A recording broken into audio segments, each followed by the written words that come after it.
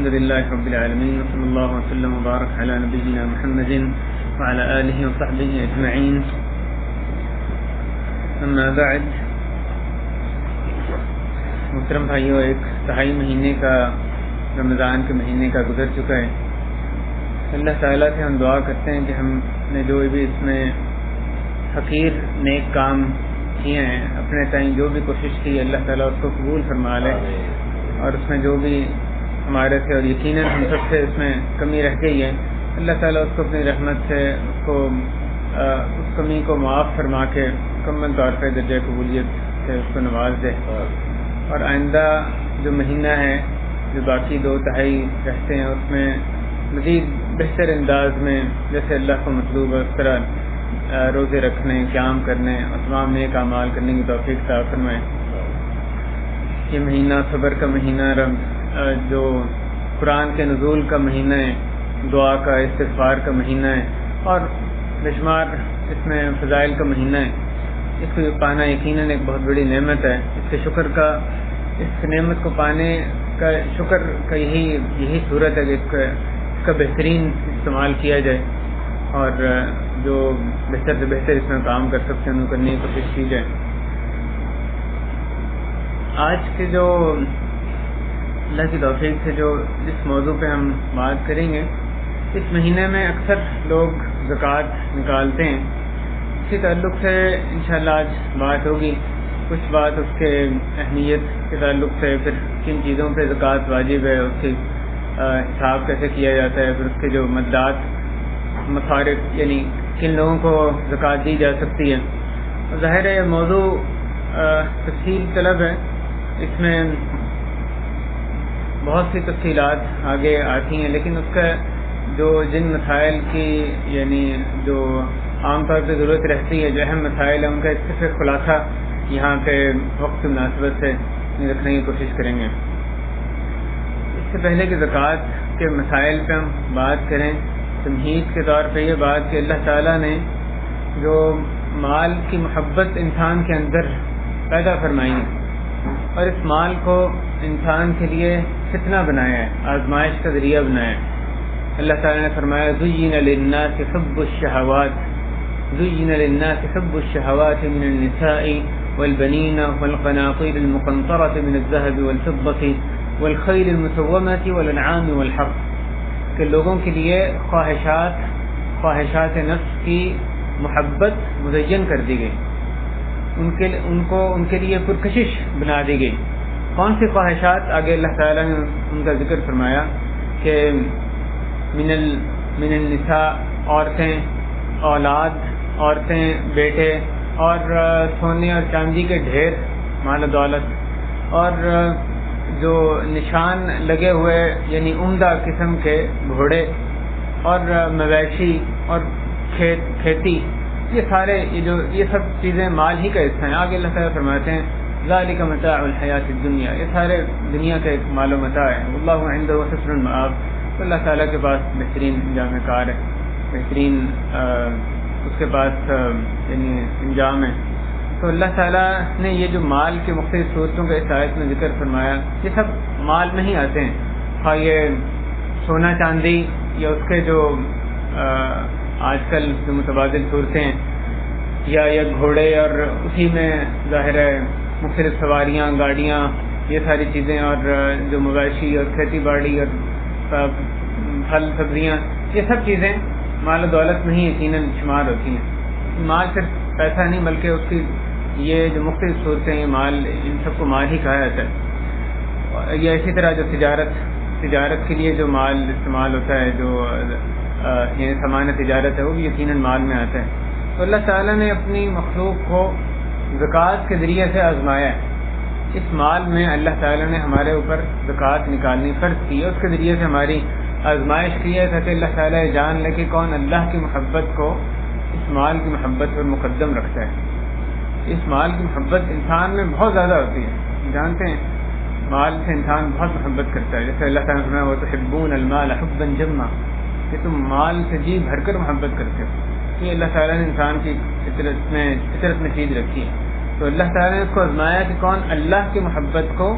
اس مال کی محبت پر غالب رکھتا ہے. چیز جو اس کو محبوب ہے، مال محبوب ہے، وہ اس کو خرچ رہا ہے، وہ صرف تبھی خرچے گا اگر جس چیز کے لیے وہ خرچ رہا ہے اس کی محبت، اس مال کی محبت پر غالب ہوگی، ورنہ اس مال کو وہ پکڑ کر رکھے گا۔ تو یہ اس میں لہذا ایک بندگی، عبودیت کا ایک نمایاں پہلو سامنے آتا ہے زکوٰۃ میں۔ انسان کے جو صحیح اللہ کے بندہ بن کر رہنا وہ تبھی ممکن ہے کہ وہ اپنی محبوب چیزوں کو، جو اعلیٰ ترین اس کا محبوب ہے، جس سے شدید ترین محبت ہونی چاہیے اللہ سبحانہ و تعالیٰ، اس کے لیے وہ قربان کرنے کے لیے تیار ہو۔ جب اس کا حکم آ جائے تو اس کے آگے وہ کوئی اور محبت اس کے حکم پر پھر غالب نہ آئے، ہر دوسری محبت کو اس کے لیے قربان کرنے کے لیے تیار ہو۔ یہ روزے ہی ہیں، اس میں ہم بھوک پیاس برداشت کرتے ہیں، خواہشات سے رکے رہتے ہیں، حالانکہ وہ نفس کو محبوب چیزیں ہیں، لیکن ان محبوب چیزوں کو اللہ تعالیٰ کے لیے ہم قربان کرتے ہیں تاکہ اللہ تعالیٰ کو راضی کرنا ہے، اللہ کے ہم سچے بندے جو بن کر رہیں۔ لہٰذا بھائی یہ ایک عظیم حکمت یعنی زکوٰۃ میں اللہ تعالیٰ نے رکھی ہے، اور دیگر بے شمار حکمتوں کے ساتھ ساتھ جیسے کہ آگے بھی ذکر آئے گا۔ محبوب جو کہ ایک محبوب چیز جو کہ مال ہے، اس کو اللہ کی خاطر نکالنا اور اپنے نفس کو اس کے لیے دبانا، اس کو مجبور کرنا کہ تمہیں محبوب ہے، لیکن جو اعلیٰ محبوب چیز ہے تو اللہ کی رضا کی خاطر، اللہ کی خاطر اس کو قربان کرنا۔ اللہ تعالیٰ نے اپنی محبت کے واجب ہونے کا سورہ توبہ میں ذکر فرمایا، اور وہاں پہ مال کا بھی خصوصاً ذکر کیا۔ قل ان كان آباؤكم وابناؤكم واخوانكم وازواجكم وعشيرتكم واموال اقترفتموها وتجارة تخشون كسادها ومساكن ترضونها احب اليكم من الله ورسوله وجهاد في سبيله فتربصوا حتى يأتي الله بأمره والله لا يهدي القوم الفاسقين۔ کہ کہہ دیجیے کہ اگر تمہارے باپ اور تمہاری اولاد، وابناؤکم واخوانکم وازواجکم، تمہارے بھائی اور تمہاری بیویاں اور تمہارے کنبے قبیلے کے لوگ، اور وہ مال جن کو تم نے کمایا ہے، یہاں پہ اللہ نے مال کا بھی ذکر کیا، 8 محبتوں میں ایک اس کا بھی ذکر کیا،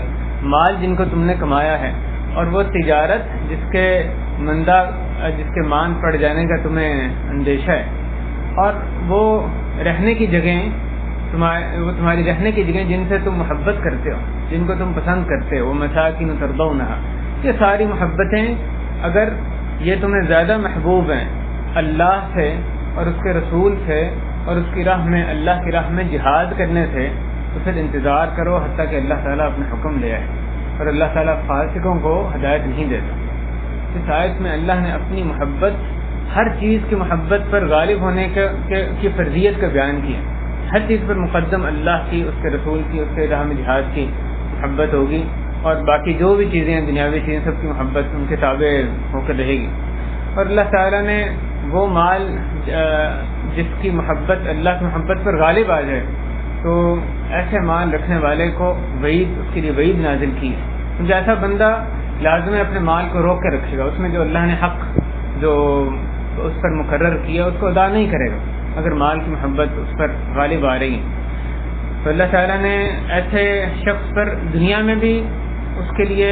سزائیں کچھ مقرر کی گئیں، اور آخرت میں تو اس کے لیے بہت عظیم سزا، عذاب کی وعید سنائی گئی ہے۔ دنیا میں جو سزا رکھی گئی ہے، مثلا اگر ایسا ایک شخص زکوٰۃ منع کرتا ہے، دینے کا انکار کرتا ہے، اور مورچہ بند ہو جاتا ہے تو اسلحہ پکڑ لیتا ہے کہ زکوٰۃ نہیں ادا کرنی، میں نے کسی طرح زکوٰۃ نہیں دینی، تو اس کے خلاف پھر قتال کیا جاتا ہے، اس کے خلاف تلوار اٹھائی جاتی ہے، جو حاکم وقت ہے وہ اس کے خلاف لڑتا ہے۔ جیسے جیسے ابوبکر صدیق رضی اللہ تعالیٰ عنہ نے یہ فریضہ پورا کیا،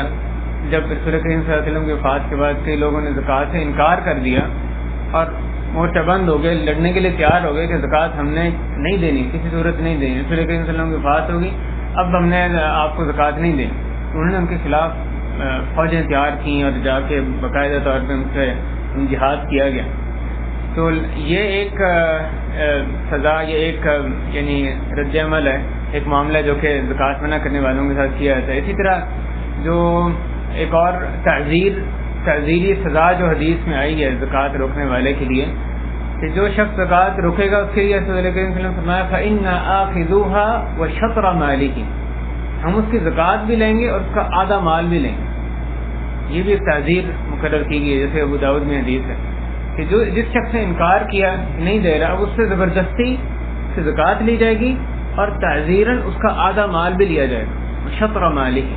یہ دنیاوی طور پہ جو سزائیں مقرر کی گئی، اور آخرت میں تو ظاہر بہت دردناک سزاؤں کا ذکر کیا گیا جو زکوٰۃ منع کرے اس شخص کے لیے. سورۃ توبہ میں اللہ تعالیٰ نے فرمایا کہ والذین یکنزون الذهب والفضة ولا ينفقونها في سبيل الله فبشرهم بعذاب أليم، کہ وہ لوگ جو سونے چاندی کا ذخیرہ کرتے ہیں، اس کو جمع کرتے ہیں اور اس کو اللہ کی راہ میں خرچ نہیں کرتے، تو ان کو عذاب علیم، دردناک عذاب کی بشارت دے دو، اس کا مجدہ سنا دو. یوم یحمى علیہا فی نار جہنم فتقوی بہا جباہہم وجنوبہم وظہورہم، جب اس دن جبکہ ان کے اس مال کو جہنم کی آگ میں تپایا جائے گا اور اس سے پھر داغا جائے گا ان کی پیشانیوں کو اور ان کے پہلوؤں کو اور ان کی پیٹھوں کو. اس مال کو جہنم میں تپا کے پھر اس مال سے ان کی پیشانیاں، ان کے پہلو، ان کی پیٹھیں داغی جائیں گی اور کہا جائے گا ھذا ما کنزتم لانفسکم فذوقوا ما کنتم تکنزون. کہا جائے گا کہ یہ ہے جس کو تم نے، یہ مال ہے جس کو تم نے جمع کیا ہے، جس کو تم نے ذخیرہ کر کے رکھا تھا، لہذا اب اس کا مزہ چکھو جو تم نے ذخیرہ کیا تھا. یہ ایک بہت بڑی سزا کا اللہ تعالیٰ نے اس آیت میں سورۃ توبہ میں ذکر فرمایا. اسی طرح ایک اور جو وعید ہمیں سنائی گئی جس کا سورہ آل عمران میں ذکر آتا ہے. حدیث میں صحیح بخاری کی حدیث ہے، رسول کریم صلی اللہ علیہ وسلم نے ارشاد فرمایا، ترجمانی اس طرح سے ہے کہ جس شخص کو اللہ تعالیٰ مال عطا فرمائے اور وہ اس کی زکوٰۃ ادا نہ کرے تو قیامت کے دن اس کا مال ایک گنجے سانپ جس کی آنکھوں پر 2 کالے نقطے ہوں گے کی شکل بن کر اس کے گلے کا توق بن جائے گا اور اس کی دونوں باچھیں پکڑ کر کہے گا کہ میں تیرا مال ہوں، میں تیرا خزانہ ہوں. پھر آپ نے یہ آیت پڑھی کہ وَلَا يَحْسَبَنَّ الَّذِينَ يَبْخَلُونَ بِمَا آتَاهُمُ اللَّهُ مِنْ فَضْلِهِ هُوَ خَيْرًا لَهُمْ بَلْ هُوَ شَرٌّ لَهُمْ سَيُطَوَّقُونَ مَا بَخِلُوا بِهِ يَوْمَ الْقِيَامَةِ، کہ وہ لوگ جن کو اللہ نے اپنے فضل سے بہت نوازا اور اس میں وہ بخل کرتے ہیں، وہ یہ نہ سمجھیں کہ جو وہ بخل کر رہے ہیں یہ ان کے لیے اچھا ہے، بلکہ یہ ان کے لیے نہایت برا ہے. بل هو شر لهم، یہ ان کے لیے بہت برا ہے. ان قریب یہ مال ان کے لیے توق بنایا جائے گا، ان کے لیے توق بن جائے گا. یہ جو اس آیت میں سورہ آل عمران کی آیت میں جو ذکر ہوا کہ جس مال میں بندہ زکوٰۃ ادا نہ کرے قیامت کے دن وہ اس کا توق بن جائے گا، اس کی تشریح اس صحیح بخاری کی حدیث میں آتی ہے. جیسے رسول کریم صلی اللہ علیہ وسلم نے خود اس کی تشریح فرمائی. اس کی کیا صورت ہوگی کہ وہ مال ایک بڑے اژدہا کی صورت میں تبدیل ہو جائے گا جو کہ اس کو لپیٹ لے گا اور اس کو ڈسے گا اور کاٹے گا، اس کا ہاتھ اپنے منہ میں لے گا، جیسا کہ حدیث میں اس کی تفصیل آتی ہے. اللہ تعالیٰ میں محفوظ رکھے. اسی طرح حدیث میں بہیمۃ الانعام جو مویشیوں کے بارے میں بھی اس طرح ذکر آتا ہے کہ جس نے اس کی زکوٰۃ ادا نہ کی تو یہ مویشی اس کو اپنے نیچے روندیں گے، اونٹ اور گائے اور جو بھیڑ بکری اس کو اپنے نیچے روندیں گے، اور حتیٰ کہ آخری جب وہ جانور ختم ہو جائے گا پھر پہلا جو ہے پھر وہ لوٹ آئے گا. اور فرماتے ہیں کہ فی یوم کان مقدارہ 50,000 سنہ، کہ یہ عذاب ان پہ جاری رہے گا. یہ قیامت کے دن کے عذاب کا ذکر ہو رہا ہے، ایک ایسے دن میں جس کی مقدار 50,000 سال ہے. یہ ان پہ عذاب جو جس نے مویشیوں کی زکوٰۃ ادا نہ کی اس کے لیے اس پہ عذاب دیا جاتا رہے. اس کے علاوہ بھی ہمیں وعیدیں زکوٰۃ کے تعلق سے ملتی ہیں، اور ہم سب یہ جانتے ہیں کہ زکوٰۃ ادا کرنا یہ اسلام کے بنیادی 5 ارکان میں سے ایک رکن ہے. نماز کے ساتھ اللہ تعالیٰ نے اس کی فرضیت کا ذکر قرآن مجید میں بہت سے مقامات پہ کیا ہے. یہ اللہ کی رحمت ہے کہ اس نے ہمارے ہر مال پہ زکوٰۃ فرض نہیں کی. جو بھی ہمارے پاس جس صورت میں بھی مال ہو اس سے زکوٰۃ فرض نہیں ہے، بلکہ صرف ان چیزوں پر فرض ہے جو کہ جن میں بڑھوتی کی افزائش کی قابلیت اہلیت موجود ہے. یعنی وہ چیزیں جو بندہ اپنے استعمال میں لاتا ہے، گاڑیاں ہیں، سواریاں ہیں، اور اس کے گھر ہیں، اس کا فرنیچر ہے، یا جو مختلف قسم کے آلات ہیں وہ اس کے اپنے ذاتی ملکیت میں ہوں، یا کمپنیز کے آلات ہوں، ورک شاپ کے کوئی اکوپمنٹ ہوں، ان سب پہ اللہ تعالیٰ نے زکوٰۃ فرض نہیں کی. یا ایسی ریئل اسٹیٹ پراپرٹی، جو ایسی زمینیں یا گھر جن کو آگے کرائے پہ دے دیا جائے یا جن کو بندہ اپنے استعمال میں لے کر آ رہا ہے، اس پر بھی اللہ نے زکوٰۃ فرض نہیں کی. اس پہ اس کی اصلیت پہ، اس کی جو اصلی زمین ہے یا اصلی گھر ہے، اس پہ زکوٰۃ نہیں ہے. ہاں، جو اس سے آنے والا منافع ہے اس پہ زکوٰۃ لاگو ہوگی، وہ ایک علیحدہ چیز ہے. جو بھی آپ پہنتے ہیں، جس پہ سوار ہوتے ہیں، جس کو زینت کے لیے اختیار کرتے ہیں، جو کچھ کھاتے ہیں، جو خود اپنے گھر کے لیے کھانے کے لیے، کھانے پینے کے لیے استعمال چیزیں کی جاتی ہیں، ان سب پہ زکوٰۃ نہیں ہے. زکوٰۃ صرف ان مالوں پہ، جیسے علماء نے ذکر کیا، جن میں افزائش کی گنجائش ہے، جیسے سونا چاندی، اور اسی کے معنی میں اسی کے جو صورت آج کل جو مستعمل ہے، جو بھی ریال، ڈالر، روپیہ، جو بھی نقدی کی صورت ہوتی ہے، اس سے زکوٰۃ اللہ نے فرض کی ہے. کیونکہ انسان اس کو حرکت میں لا کے یا اس سے تجارت کر کے اس میں افزائش کر سکتا ہے، اس میں بڑھوتری کر سکتا ہے. تو اس میں بڑھوتری کی قابلیت کی سونا چاندی پیسے میں یہ موجود ہے، اس میں زکوٰۃ فرض کی گئی ہے. اسی طرح جو کھیتی یا جو اناج اگتا ہے، اس میں ظاہر و اناج اگ رہا ہے، اس میں بڑھوتری کی یعنی قابلیت ہے، اس میں زکوٰۃ فرض کی گئی ہے. یا مویشیوں میں خود سے جو مویشی جو کہ یعنی اللہ کی زمین میں خود چارہ کھاتے ہیں، ان پہ زکوٰۃ فرض ہے. ان کا اللہ تعالیٰ نے نصاب مقرر کیا ہے. رسول کریم صلی اللہ علیہ وسلم نے یہ تینوں جانوروں کا الگ الگ نصاب بتایا کہ گائے، اونٹ کا اتنا ہے، گائے کا اتنا ہے، بکریوں کا اتنا ہے، یعنی کم از کم اتنی مقدار ہو جائے پھر اس پہ زکوٰۃ لاگو ہوتی ہے. نصاب کا یہ معنی ہوتا ہے کہ کم از کم اتنا مال ہو جائے، اس صنف جس صنف کی بات ہو رہی ہے اس میں اتنا مال ہو جائے، پھر اس پہ زکوٰۃ فرض ہے. اور پھر جب فرض ہوتی ہے تو پھر پورے مال میں سے یعنی ادا کی جاتی ہے. لیکن اگر آپ خود اس مویشی کے لیے سارا انتظام کرتے ہیں، اس کے چارے وغیرہ کا، کھانے پینے کا، پھر اس پہ زکوٰۃ فرض نہیں ہے. اگر وہ اللہ کی زمین سے ویسے کھاتا ہے، خود جو یعنی اللہ نے جو کچھ زمین میں اگایا اس سے کھاتا ہے، تو پھر اس پہ زکوٰۃ، ان جانوروں پہ زکوٰۃ فرض ہے. دیکھیں کیسے یعنی عادلانہ ایک نظام اس میں مقرر کیا گیا. ہاں، اگر مویشی، یہ تب اس کی بات ہو رہی ہے اگر مویشی انسان نے اپنے استعمال میں یعنی رکھے ہوئے ہیں، یا اس کے دودھ کے لیے یا کسی اور مقصد کے لیے. اگر وہ تجارت کے لیے رکھے ہیں پھر تو وہ تجارتی سامان کے اندر آ جائیں گے، اور پھر وہ جیسے ان سے سال گزرے گا تو ان کی جو اس وقت کی جو مارکیٹ ویلیو ہے، جو بازار میں ان کی قیمت فروخت ہے، اس کو وہ دیکھے گا، اس کے حساب سے وہ اس پہ 2.5% ادا کرے گا. کوئی بھی چیز جب وہ آ جاتی ہے سامان تجارت میں آ جائے تو اس پہ زکوٰۃ یعنی لاگو ہوتی ہے. یہ دیکھے بغیر کہ وہ کس ویسے سامان تجارت میں آئے بغیر اس پہ زکوٰۃ لاگو نہ بھی ہوتی ہو، سامان تجارت میں آنے کی وجہ سے اس پہ زکوٰۃ فرض ہوئی تھی. تو مویشی اگر ان پہ انسان خود ان کو کھلاتا ہے زکوٰۃ فرض نہیں ہے. اگر اللہ کی زمین سے ویسے کھاتے ہیں تو ان پہ زکوٰۃ فرض ہے. تو اسی طرح جو اس کے علاوہ جو ایک یعنی سب سے زیادہ ہمیں جو مسئلہ زکوٰۃ کے تعلق سے جس مال کی صورت میں پیش آتا ہے وہ یہ سیلری یا نقدی جو ہمارے پاس موجود ہوتی ہے. تو اس میں ہر مہینے انسان کے پاس اور پیسہ آتا رہتا ہے اور اس کے پاس جمع ہوتا رہتا ہے اور کچھ خرچ بھی ہوتا رہتا ہے. تو اس میں علماء نے جو بیان کیا کہ سب سے آسان طریقہ اس کی زکوٰۃ کی ادائیگی کا یہ ہے کہ انسان جو بھی اس نے وقت مقرر کیا ہے، جو مناسب وقت اپنی زکوٰۃ کی ادائیگی کے لیے مقرر کیا ہے، اس میں وہ اس کے پاس جتنے اس وقت بیلنس موجود ہے اس پہ وہ اس کا حساب لگائے اور اس پہ وہ 2.5% ادا کر دے. اس کو دیکھے بغیر کہ وہ پیسہ اس کے پاس 6 مہینے پہلے آئے، 10 مہینے پہلے آئے، یا اس پہ سال اس کا پورا ہو گیا. اگر یہ کرے گا تو اس نے اس کی وہ زکوٰۃ کچھ زیادہ ادا کرے گا. لازماً جتنی فرض زکوٰۃ ہے اس سے کچھ زیادہ اس صورت میں وہ زکوٰۃ ادا کرے گا. تو یہ اس میں بھی اس کی مصلحت ہے، وہ اس کے لیے صدقہ ہوگا، کوئی چیز اللہ کے ہاں ضائع نہیں جاتی. جو انسان کے پاس پیسے آتے رہتے ہیں وقتاً فوقتاً، جو سیلری آتی ہے، اس کے زکوٰۃ کی یہی 2 صورتیں ہی ہو سکتی ہیں. یا آسان طریقہ ہوا جس کا بھی ذکر کیا، اور دوسری صورت یہ ہو سکتی ہے کہ ہر آنے والے پیسے کا حساب رکھے کہ بھی اس کے پاس جو پیسہ آ رہا ہے اس پہ جب 1 سال پورا ہو رہا ہے اس کے حساب سے وہ زکوٰۃ ادا کرے. اس صورت میں وہ یعنی کئی مرتبہ ممکن ہے اس کو زکوٰۃ سال میں ادا کرنی پڑے.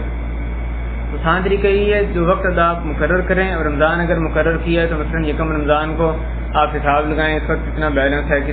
ساری چیزیں جن پہ آپ کی زکوٰۃ فرض ہے. مختلف صورت میں جو کیش پڑا ہوا ہے اس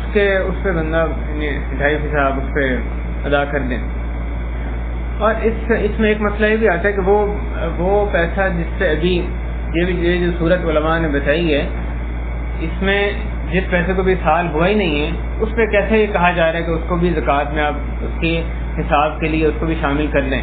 اس کا جواب یہ ہے کہ سنت سے یہ ثابت ہے. سنت میں اس کی اجازت دی گئی کہ آپ زکوٰۃ ایڈوانس میں بھی ادا کر سکتے ہیں.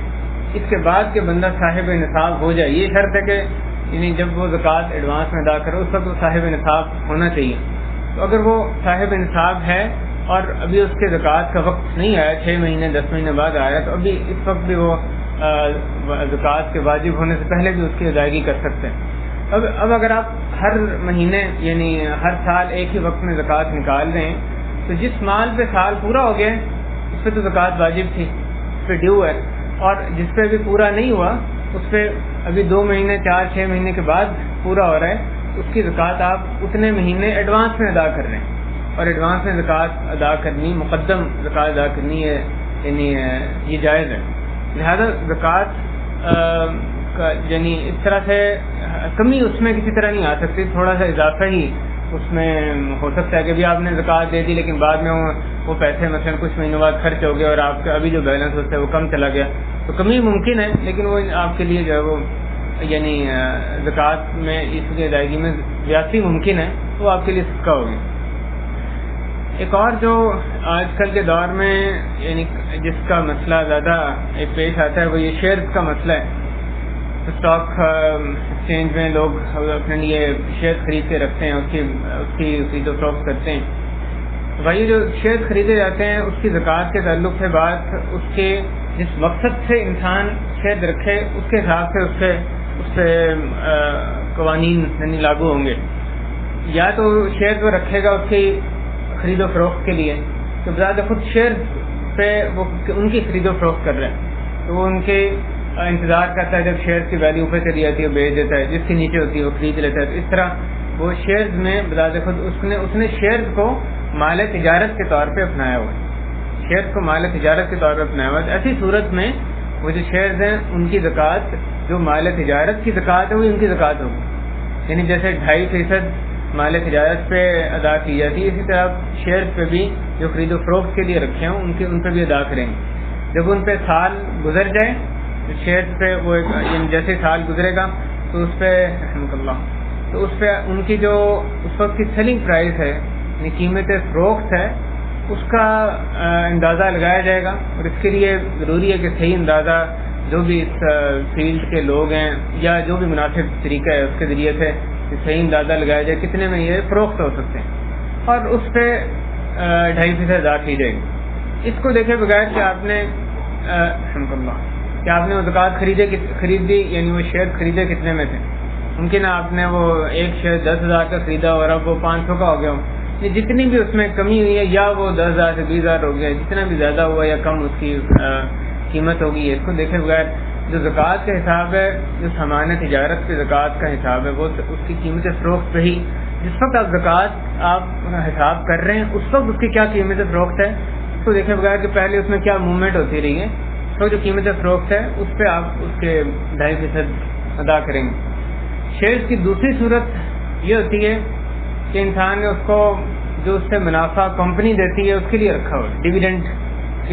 کے لیے رکھا ہوا ہے. بذات خود شیئر کی خرید و فروخت نہیں کر رہا بلکہ شیئر کو اس نے رکھا ہوا ہے ایک اصل کے طور پہ, ایک سرمایہ کے طور پہ کہ اس سے جو ڈیویڈنڈ ملے گا وہ اس کا یعنی اصل میں کمائی. تو ایسی صورت میں شیئر کی جو قیمت ہے اس پہ کوئی زکوٰۃ لاگو نہیں ہوگی.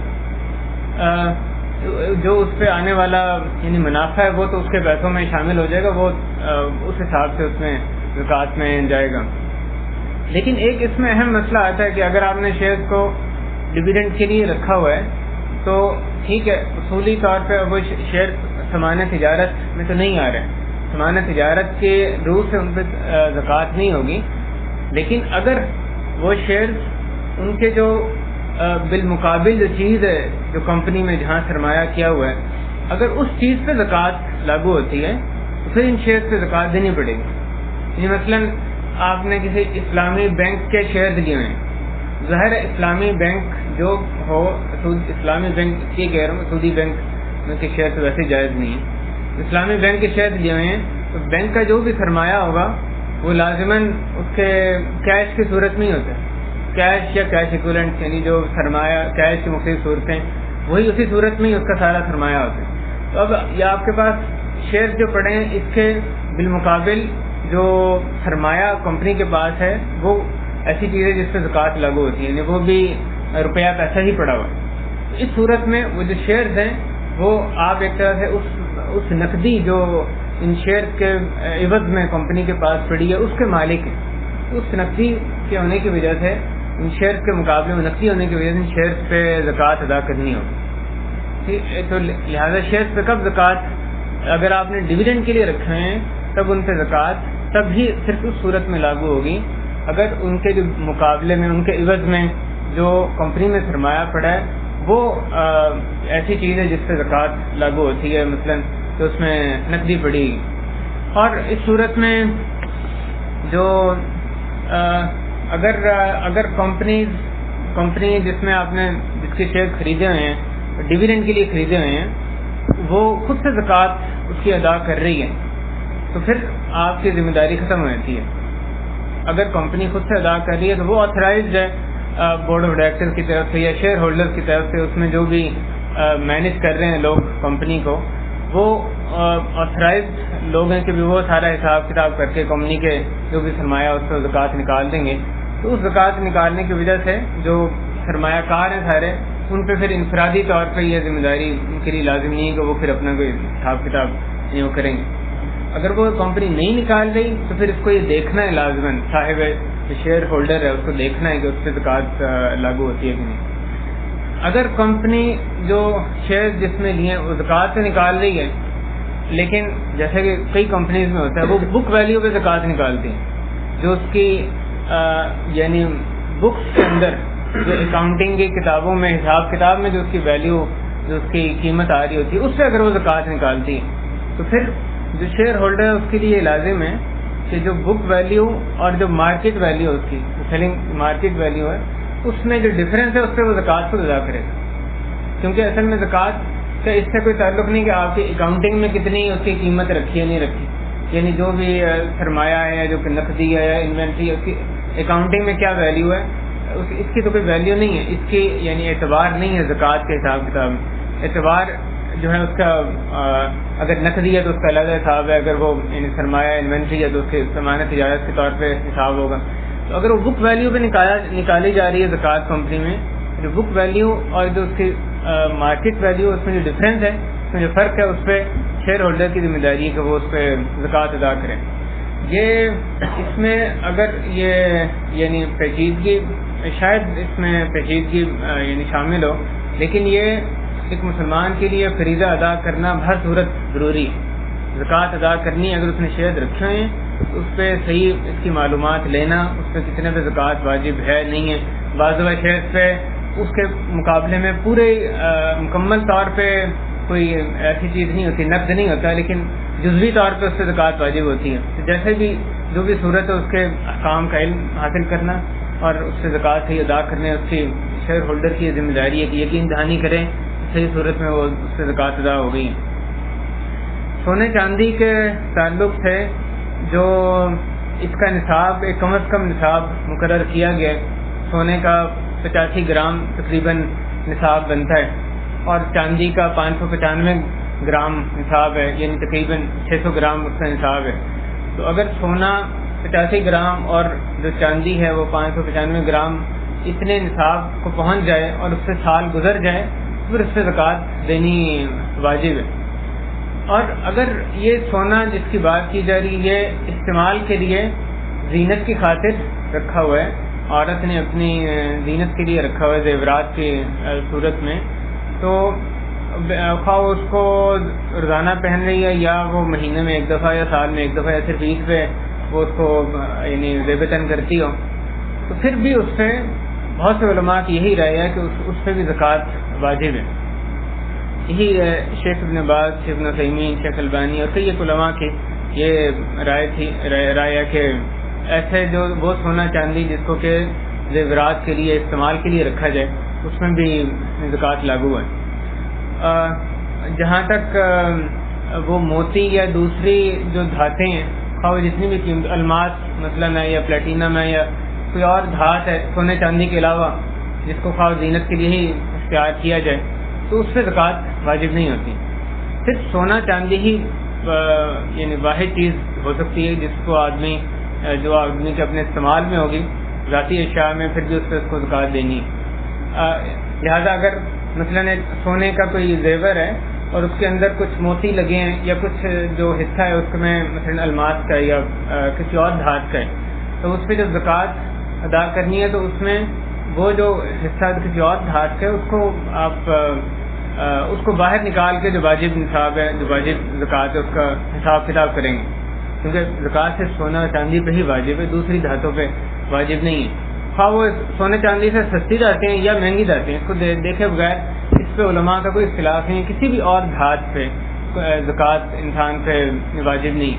الا یہ کہ وہ اس کو تجارت کے لیے رکھے تو ایک اور بات ہے. تو اس نے الماس ہے، پلیٹینم، وہ تجارت کے لیے رکھا ہوا کہ لے کے رکھ لیا اور اس کو یعنی قیمت چڑھے گی تو اس نے فروخت کرنا ہے. تو سامان تجارت میں اگر وہ آ جاتا ہے پھر اور بات ہے، پھر تو اس پہ اس تعلق سے زکوٰۃ ادا کرنی لازم ہوئی تھی. جیسے سامان تجارت کی ادا کی جاتی ہے وہی قوانین پھر اس پہ لاگو ہوں گے. وہ شخص جو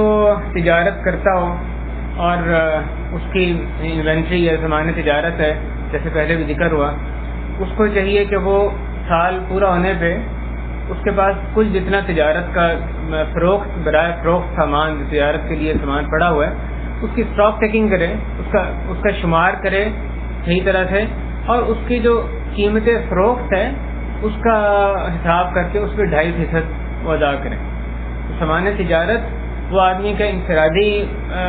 سامان تجارت و خود آپ کی ذاتی ملکیت میں بندہ خود سے اپنا ایک یعنی کوئی تجارت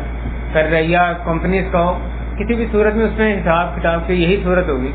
کہ اس کے جو سال گزرنے پہ اس کے جو قیمت فروخت ہے اس کا حساب کیا جائے گا اور اس پہ جو 2.5% ادا کریں گے. اگر ایک آدمی سامان صرف ریٹیل میں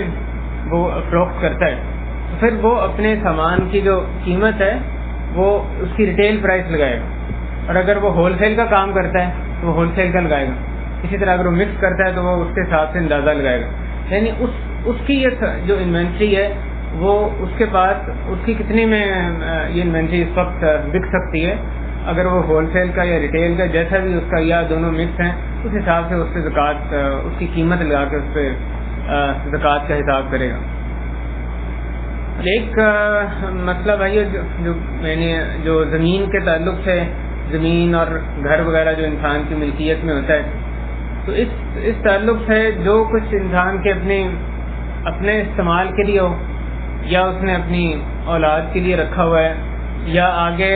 اس پہ دکانیں بنا کے اس نے دکانیں مثلاً کرائے پہ دینی ہیں یا اس طرح اس کو زراعت کے لیے کھیتی باڑی کے لیے اس نے زمین کو سنبھالا ہوا ہے، تو ایسے یہ جو ساری صورتیں اس پہ زکوٰۃ واجب نہیں ہوتی. اس مقصد کے لیے اگر زمین کو رکھا ہو، گھر کو رکھا ہو تو اس پہ زکوٰۃ واجب نہیں ہوگی. اصل زمین کی قیمت پہ زکوٰۃ واجب نہیں ہوگی. زکوٰۃ کب لگے گی زمین پہ؟ اگر اس کو تجارت کے لیے رکھا ہو. اگر زمین کو اس لیے لیا کہ ہاں اس کو لینا ہے تاکہ بعد میں اس کی پرائس چڑھ جائے گی تو ہم نے اس کو پھر پلاٹ کو بیچ دیں گے تو ہم اس سے منافع کمائیں گے، یہ سامان تجارت ہو گیا. منافع کمانے کے لیے اصل میں زمین خریدی گئی ہے. تو اس صورت میں اس پہ گھر پہ یا جو زمین ہے اس پہ زکوٰۃ لاگو ہوگی اگر وہ سامان تجارت میں آ جائے. اور اس کا طریقہ ظاہر وہی ہوگا، جب سال گزر جائے گا جب سال گزرنے پہ اس کی جو قیمت فروخت ہے اس وقت اس پلاٹ کی اس کا حساب وہ کرے گا، اس پہ 2.5% ادا کرے گا. اور جیسے پہلے بیان کیا ممکن ہے قیمت فروخت بعض دفعہ بہت گر بھی جاتی ہے قیمت خرید سے، جو بھی قیمت فروخت ہے اس کا اعتبار ہوگا. اس میں جو اس کی زکوٰۃ ادا کرنے کے معاملے میں ایک مشکل یہ آ سکتی ہے کہ آدمی کے پاس اس وقت یعنی نقد میسر نہیں ہے، اس نے حساب لگایا، سال گزر گیا، پلاٹ پڑا ہوا ہے اور انویسٹمنٹ کے لیے اس نے یعنی سامان تجارت کے طور پہ پلاٹ رکھا ہوا ہے، اس پہ اس نے حساب کر دیا ہے، لیکن اس کے پاس اب کیش نہیں ہے کہ وہ زکوٰۃ ادا کر سکے، تو ایسی صورت میں اس کے لیے لازم ہے کہ اس پہ حساب کتاب کرے، اس کی قیمت فروخت کا اس وقت صحیح طرح سے اندازہ لگائے، زکوٰۃ کا حساب کرے اور اپنے پاس ضبط تحریر میں لے کر آئے، یہ اپنے پاس درج کر لے کہ کتنی زکوٰۃ اس پہ واجب ہے۔ اگر اس کے پاس وقت نہیں لیکوڈ کیش جو نقد موجود نہیں ہے، اس کا حساب کتاب کر کے اپنے پاس رکھ لے، اور پھر جب بعد میں وہ 1 سال 2 سال 5 سال بعد ہر سال وہ حساب کرتا رہے، جب بعد میں اس کو فروخت کرے گا پھر جو اس نے حساب لگایا ہے، اور ممکن ہے کسی سال وہ قیمت اوپر چڑھی، کسی سال نیچے گئی، جیسے جیسے اس نے حساب لگایا ہر سال کا، اس ہر سال کی زکوٰۃ وہ پھر ادا کرے گا۔ اگر کسی پلاٹ کے بارے میں انسان متردد ہے، وہ کہتا ہے یہ پلاٹ لیا ہے، دیکھوں گا، ہو سکتا ہے اس پہ گھر بنا لوں، اپنا گھر بنا لوں، ہو سکتا ہے کھیتی باڑی شروع کر دوں، ہو سکتا ہے اپنے اولاد کے لیے رکھ دوں، ہو سکتا ہے اگر نیت بنی مستقبل میں تو اس کو سامان تجارت کے طور پہ بھی منافع کے لیے رکھ لوں۔ اگر اس کی نیت متردد ہے اور واقعی اپنے تردد میں سچا ہے، یعنی اس کا دار و مدار نیت پر ہے، جس کا حال اللہ تعالیٰ جانتے ہیں، تو بندے کو چاہیے یعنی سچے لوگوں کے ساتھ چاہیے اختیار کرے گا۔ اگر وہ دوسرے کو بیان کرے میری یہ نیت ہے، تو کسی اور کو تو نہیں پتا اس کی نیت کیا ہے، اللہ تعالیٰ تو جانتا ہے۔ تو اگر وہ اپنے تردد میں جو تردد ہے اس میں سچا ہے کہ اس نے ابھی تک یہ تعین نہیں کر سکا کہ اس نے زمین کیوں رکھی ہوئی ہے، تو پھر بھی اس پر زکوٰۃ واجب نہیں ہے۔ زکوٰۃ تبھی واجب ہے اگر اس کا عدم ہو، یہ پکا ارادہ ہو کہ اس کو سامان تجارت کے طور پہ ہی اس نے رکھا ہوا ہے۔ اور اس سے آپ کو یہ بھی نظر آئے گا کہ یہ اس کے ذریعے سے یہ جو پلاٹس پہ یا زمین پہ جو اگر سامان تجارت کے طور پہ رکھی زکوٰۃ فرض کی گئی ہے، اس کی وجہ سے یہ بہت اہم حکم ہے، بہت کثرت سے اس کے یعنی ڈیلنگز ہوتی ہیں۔ اس حکم کی وجہ سے انسان خام خواہ زمین کو سامان تجارت کے طور پہ لے کے نہیں رکھ چھوڑے گا، کیونکہ اگر اس کے پاس اس وقت نقد نہیں بھی ہے تو ہر سال ایکیومولیٹ ہو رہی ہے اور زکوٰۃ اس پہ جمع ہوتی جا رہی ہے، کیونکہ جب بھی اسے فروخت کرنا ہے تو اس سے نکالنی ہے، زکوٰۃ اس کی اور بڑھتی جا رہی ہے۔ تو یہ اس کے لیے ایک یعنی ڈسکریج کرنے والی اس کی ایک چیز ہوگی کہ وہ زیادہ دیر اس پلاٹ کو خام خواہ اپنے پاس نہ رکھ چھوڑیں۔ اسی طرح ذخیرہ اندوزی جو اگر کوئی تاجر کرتا ہے تو یہ زکوٰۃ اس سے بھی روک کے رکھتی ہے اس کو، کیونکہ اس کے بعد جو سامان تجارت ہے اس نے ذخیرہ کیا ہوا لیکن اس پہ زکوٰۃ لگ رہی ہے، تو ذخیرہ کیا ہوا اس کو بیچ نہیں رہا، لیکن اس پہ وہ ایک طرح سے خرچہ اس کا آ رہا ہے، جو زکوٰۃ اللہ کی راہ میں اس کو دینی پڑے گی، تو ذخیرہ اندوزی اس لحاظ سے اس کے لیے مشکل ہو جاتی ہے۔ لہٰذا ذخیرہ اندوزی کا مشکل ہونا یہ بھی زکوٰۃ کی حکمتوں میں سے ایک ہے، جس کی وجہ سے اس کو اللہ نے فرض کیا۔ تو بعض لوگ اپنا مال یہ زمین کی صورت میں رکھتے ہیں، ان کا مقصد خرید و فروخت نہیں ہوتا بلکہ صرف مال کی حفاظت ہوتی ہے۔ یہ مقصد نہیں کہ اس کو اس کی فروخت کرنی ہے، منافع کمانا ہے، صرف وہ جو پیسہ اس میں لگا اس کی حفاظت مقصد ہے۔ اسی کے بارے میں بعض علماء نے فرمایا کہ اس پہ بھی زکوٰۃ نہیں ہے، کیونکہ اس کو فروخت کرنے کا ابھی یا مستقبل میں اصل میں فروخت کرنے کا اس کو ارادہ نہیں ہے، یا فروخت کر کے منافع کمانا اس کا مقصد نہیں ہے۔ جہاں تک یہ کھیتی باڑی کی چیزیں ہیں اور جو اناج وغیرہ کی بات ہے، تو اگر جو اناج ہے وہ 750 کلو تقریباً جو اس کا نصاب یعنی آج کل کی صورت میں آج کل کے پیمانے میں بنتا ہے، اگر اس نصاب کو پہنچ جائے تو پھر اس پہ زکوٰۃ لاگو ہوتی ہے۔ اور اس میں آپ یعنی جو اللہ کی طرف سے جو کیا عادلانہ نظام ہے اس کا ملاحظہ کریں گے۔ اگر آسمان سے سارے اس کی جو آبیاری ہو رہی ہے، اس کھیتی کی آبیاری اگر آسمان سے ہی ہو رہی ہے، بارش سے ہو رہی ہے، پھر اس پہ 10واں حصہ زکوٰۃ لگتی ہے۔ اور اگر آدمی پوری طرح سے خود اس کی آبیاری کر رہا ہے، کنویں سے پانی نکال رہا ہے یا دوسری جگہ سے لے کے اس نے انتظام کیا کوئی پائپوں کے ذریعے لا رہے ہیں، اس کی آبیاری کر رہے ہیں، تو پھر اس سے آدھی ہو جاتی ہے، 10ویں حصے کا آدھی زکوٰۃ سے لگتی ہے۔ اور اگر یہ ہے کہ سال کے کچھ حصے میں بارش آتی ہے، کچھ حصے میں وہ اپنا یعنی خود اس کو محنت اس میں پانی پہنچانے کے لیے کرنی پڑتی ہے، تو پھر اس پہ جو 10واں حصہ ہے اس کا 3/4 اس پہ مقرر ہوتا ہے۔ یعنی دیکھیں کیسا زبردست اللہ کی طرف سے نازل کردہ نظام ہے کہ آدمی کے جو کتنا اس میں تھکاوٹ،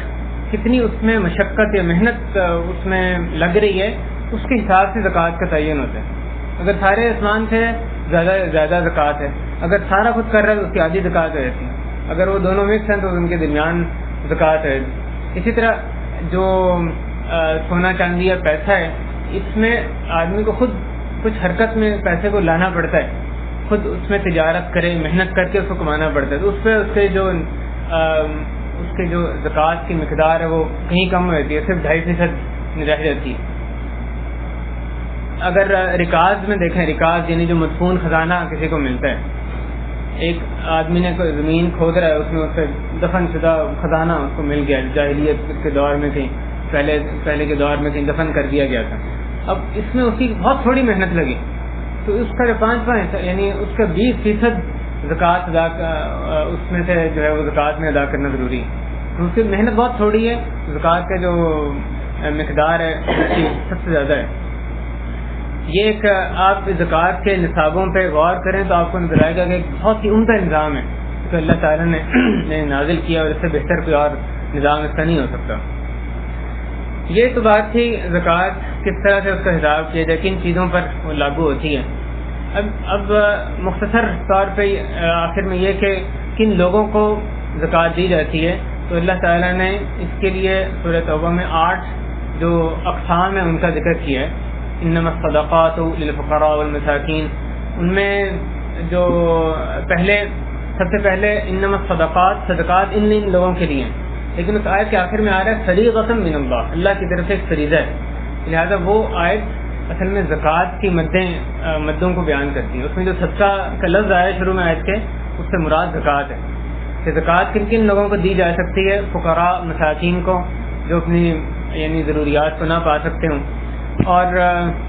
عاملین علیہا جو ان پہ مقرر زکوٰۃ پہ مقرر کیے گئے ہیں. یہ وہ لوگ ہیں جن کو بیت المال پر مقرر کیا جاتا ہے، حکومت کی طرف سے زکوٰۃ کی کلیکشن پہ ان کو مقرر کیا جاتا ہے. تو ان کی جو یعنی ان کا معاوضہ وہ بھی زکوٰۃ سے دیا جا سکتا ہے. یہ نہیں کہ کوئی بندہ بھی جو زکوٰۃ کے لیے کوشش کر رہا ہے، وہ ایک بندہ نہیں ہاتھ ایک سے لے کے زکوٰۃ دوسرے جگہ وہ پہنچا رہا ہے، تو وہ اس مد میں نہیں آتا، اس کی زکوٰۃ سے لینا جو ہے وہ جائز نہیں ہے. اسی مسئلے میں آج کل ایک علماء سے مسئلہ پوچھا جاتا ہے کہ ایک بندہ نے کہیں اور زکوٰۃ بھیج رہا ہے، بینک کے ذریعے بھیج رہا ہے. اب جو بینک چارجز ہیں کیا اس کو بھی زکوٰۃ میں شامل کیا جا سکتا ہے؟ نہیں، وہ زکوٰۃ آخر تک پہنچنی یعنی اپنی صحیح صورت میں ضروری ہے. جو بینک چارجز ہیں اس کا زکوٰۃ میں اس کا اعتبار نہیں کر سکتا. مقصد یہ کہ زکوٰۃ ایک بندہ، ایک بینک ہے یا کوئی اور فرد ہے یا کوئی کمپنی ہے جو ایک جگہ سے دوسری جگہ زکوٰۃ کو پہنچا رہی ہے، تو اس کو جو اجرت ہے وہ زکوٰۃ سے نہیں دی جا سکتی. صرف جو بیت المال کے لیے حکومت کی طرف سے مقرر کردہ جو لوگ ہوتے ہیں، نائبین ہیں، صرف ان کا معاوضہ زکوٰۃ سے دیا جا سکتا ہے. یہ تیسری مد ہے. چوتھی مد جو اللہ تعالیٰ نے بیان فرمائی والمؤلفۃ قلوبہم، تالیف قلب جن کی مقصود ہو. اور اس میں بھی ہر قاصد نہیں آتا، جیسے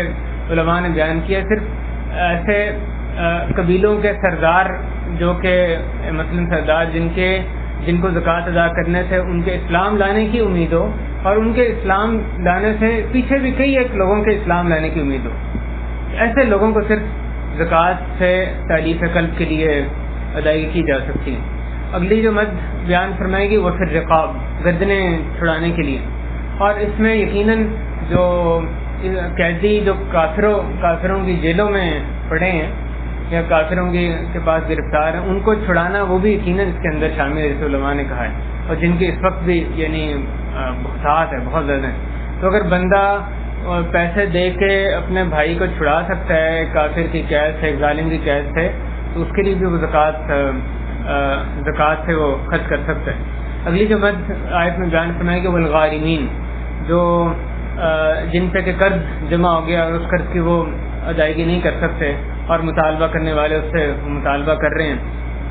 ایسا شخص جس نے کہ حلال چیز کے لیے قرض لیا اور اپنی ضرورت کے لیے قرض لیا، وہ نہیں جس نے اسراف اور تبذیر اور فضول خرچی کے لیے قرض لیا اور کریڈٹ کارڈ کے ذریعے ایک کریڈٹ کارڈ دوسرے کریڈٹ کارڈ کے ذریعے اپنے اوپر قرض جو ہے وہ جمع کرتا رہا اور پھر کہتا ہے کہ میں اب اس کی ادائیگی نہیں کر سکتا، مجھے زکوٰۃ سے ادا کرو. اس کو زکوٰۃ نہیں دی جا سکتی. یا ایسا شخص جس نے کہ حرام کام کے لیے قرض لیا ہو، ظاہر ہے اس کو بھی زکوٰۃ سے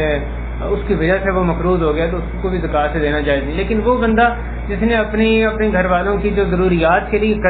قرضہ لیا، واقعی وہ محتاج تھا، ضرورت کے لیے قرضہ لیا، وہ اس کے پاس وہ واپس کرنے کی طاقت نہیں رکھتا، تو اس کے قرض کی ادائیگی اس زکوٰۃ سے کی جا سکتی ہے. جو آخری مد وہ فی الرقاب والغارمین وفی سبیل اللہ، جو 8ویں اور آخری مد اللہ تعالیٰ نے سورۃ توبہ میں بیان فرمائی، وفی سبیل اللہ، کہ اللہ کی راہ میں. اور اس سے مراد بھی جو جمہور علماء کے نزدیک صرف جہاد فی سبیل اللہ مراد ہے. مجاہدین کے لیے جہاد فی سبیل اللہ کے لیے زکوٰۃ دی جا سکتی ہے. اس کے علاوہ دوسری جو چیزیں، کوئی جو ویلفیئر کا پروجیکٹ ہو، کوئی خیراتی کام ہو، مسجد بنانا ہے، کوئی مثلا دینی کتابیں خریدنا ہے، اس قسم کی یا جو بھی ایسی اس طرح کے دیگر نیک کام ہو سکتے ہیں، ان میں زکوٰۃ ادا نہیں کی جا سکتی. یا ہاسپٹل بنانا غریبوں کے لیے یقیناً ایک نیکی کا کام ہے، لیکن اس کے لیے زکوٰۃ ہاسپٹل بنانے کے لیے، اس کی عمارت پہ خرچ کرنے کے لیے زکوٰۃ ادا نہیں کی جا سکتی. اس میں اکوپمنٹ خریدنے کے لیے کہ بعد میں اس میں مفت علاج ہونا ہے غریبوں کا، اکوپمنٹ خریدنے کے لیے اس پہ زکوٰۃ ادا نہیں کی جا سکتی. تو یہ فی سبیل اللہ کی جو مد ہے، یہ خاص جہاد فی سبیل اللہ کے لیے. اور بعض علماء نے اس میں یعنی کچھ اور بھی مدات کو داخل کیے. جمہور علماء کہیں موقع میں فی سبیل اللہ میں سے مراد جہاد فی سبیل اللہ، بعض نے اس میں حج کرنے کو بھی داخل کیا، یا دعوت اللہ کیا اس میں داخل ہے کہ نہیں، وہ بھی ایک یعنی اختلافی مسئلہ ہے. وہ فی سبیل اللہ وہ بن السبیل، یہ 7واں تھا. اور جو 8واں اور آخری ہے وہ بن السبیل، آخری جو مد بیان فرمائے گی، وہ مسافر جس کا سفر میں زیادہ راہ ختم ہو گیا، اس کے پاس واپس پہنچنے کے لیے یعنی سامان سفر نہیں ہے، تو اس کو زکوٰۃ ادا کی جا سکتی ہے کہ وہ واپس اپنی جگہ پر پہنچ جائے. اور یہ خواہ وہ اپنی اصلی جگہ پہ کتنی مالدار کیوں نہ ہو، لیکن اس وقت وہ مجبور ہو گیا، سفر کے دوران اس کا کوئی ایسی صورت پیش آ گئی کہ اس کے پاس کچھ نہیں رہا اور وہ نہ وہ واپس بھی نہیں پہنچ سکتے، تو اس صورت میں اس کو بھی زکوٰۃ ادا کی جا سکتی. یہ 8 مدات ہیں جن میں زکوٰۃ ادا کی جاتی ہے. زکوٰۃ خود براہ راست ان مستحقین تک پہنچائیں یا کسی کے ذریعے سے کسی واقعی امانت دار اور ایسا شخص جو کہ ان مدات کو صحیح طرح جانتا ہو، اس کے ذریعے سے آپ اس زکوٰۃ کو پہنچائیں. صرف امانت دار ہونا کافی نہیں ہے. ایک شخص ہے وہ ہاسپٹل چلا رہا ہے، یعنی خیراتی ہاسپٹل چلا رہا ہے، مفت علاج ہوتا ہے، لیکن اس کو معلوم ہی نہیں ہے کہ زکوٰۃ اس میں ہاسپٹل میں کس مد میں ادا کی لگ سکتی ہے، کس میں نہیں لگ سکتی. اس کو زکوٰۃ ادا کرنی تو یعنی درست نہیں ہوگی جب تک کہ یہ یقین دہانی نہ ہو جائے کہ اس کو معلوم ہے. امانت داری کے علاوہ اس کو یہ علم بھی ہونا چاہیے کہ کہاں کس مد میں ہاسپٹل میں جب وہ زکوٰۃ لگ سکتی ہے. امانت دار بھی ہو جس کے ذریعے زکوٰۃ اگر خود نہیں دے رہے، جس کے ذریعے ادا کر رہے ہیں، امانت دار بھی ہو، اور زکوٰۃ کے مسائل کا علم رکھنے والا بھی ہو کہ صحیح جگہ پہ وہ زکوٰۃ کو پہنچائے. اسی پہ ہی بھائی اکتفا کرتے ہیں. اللہ تعالی ہمیں مال کی محبت پر اور ہر دوسری محبت پر اللہ کی محبت کو غالب رکھنے والا بنا دے.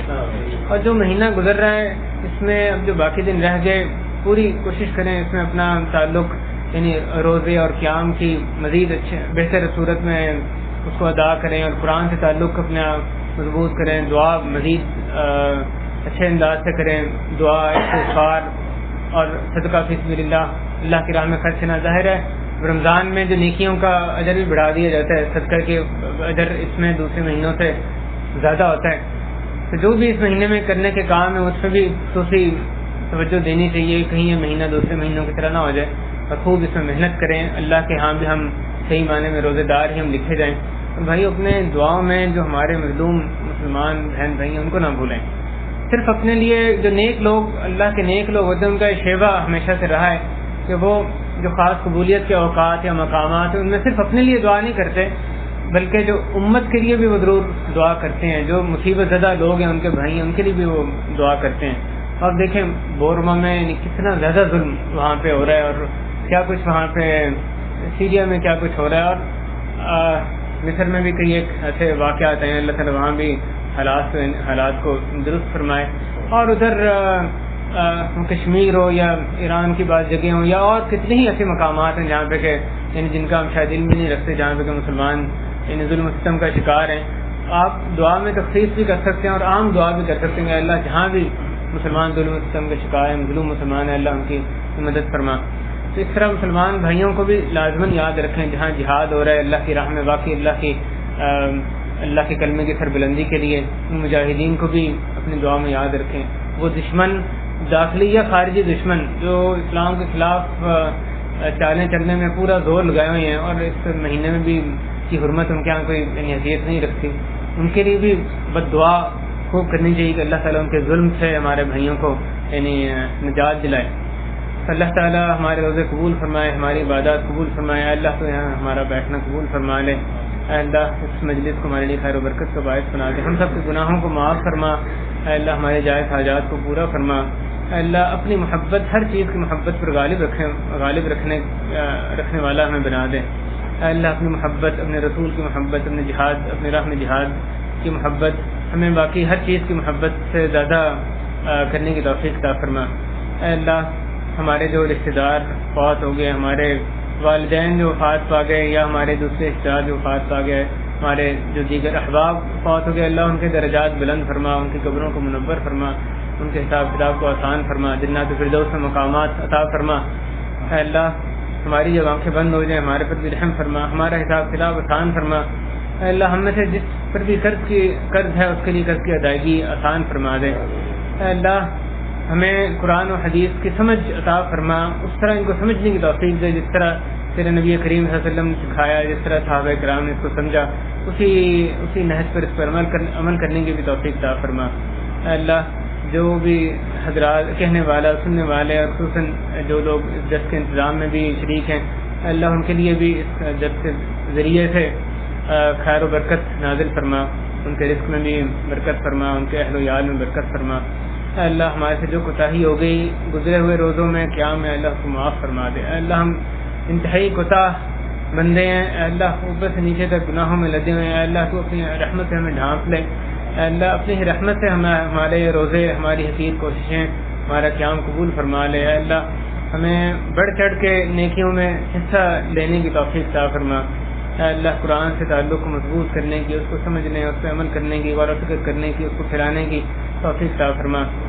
صلی اللہ وسلم وبارک علی نبینا محمد وعلی آلہ وصحبہ اجمعین، الحمد للہ رب العالمین، الحمد للہ رب العالمین، صلی اللہ وسلم